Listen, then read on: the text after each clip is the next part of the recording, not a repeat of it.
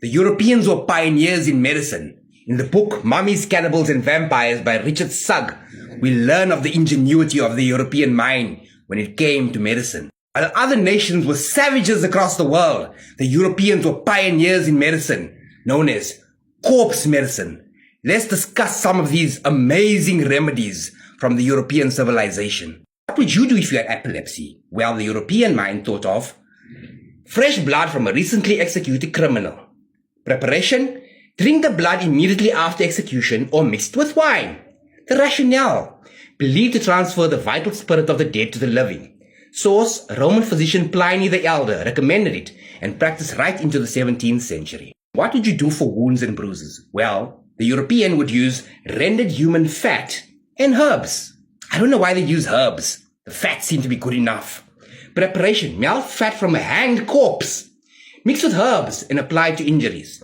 The rationale: fat was thought to soothe damaged tissues. Source: Franz Schmidt, a 16th century executioner who sold fat to apothecaries. Gout and arthritis. Mummy powder. Ground Egyptian mummy or fresh corpse. Preparation: mix powdered mummy with wine or honey. Ingest daily. Honey? Ew! Why would you mix it with honey? That doesn't sound medicinal at all. Rationale: mummies were believed to contain life force to heal joints. Source: Paracelsus, 16th century, described mummy for inflammation. Paracelsus had some amazing ideas, huh?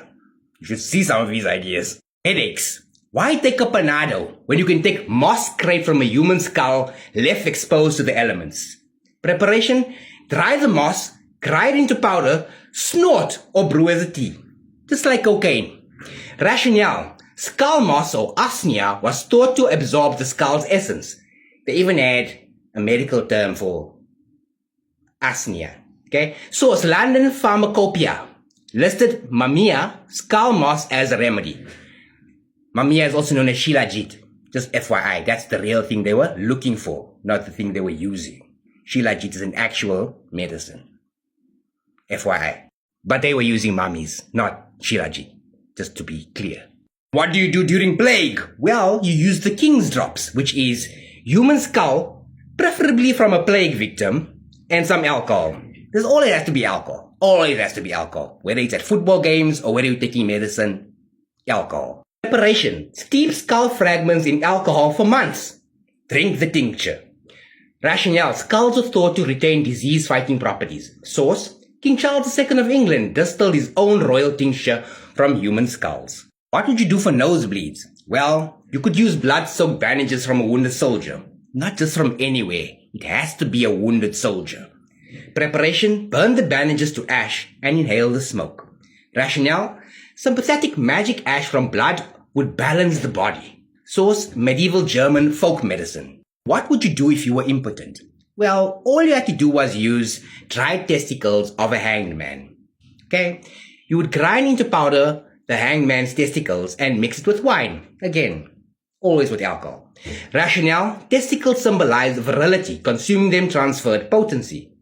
Johann Schroeder's Pharmacopoeia Medico-Chemica in 1641. General health.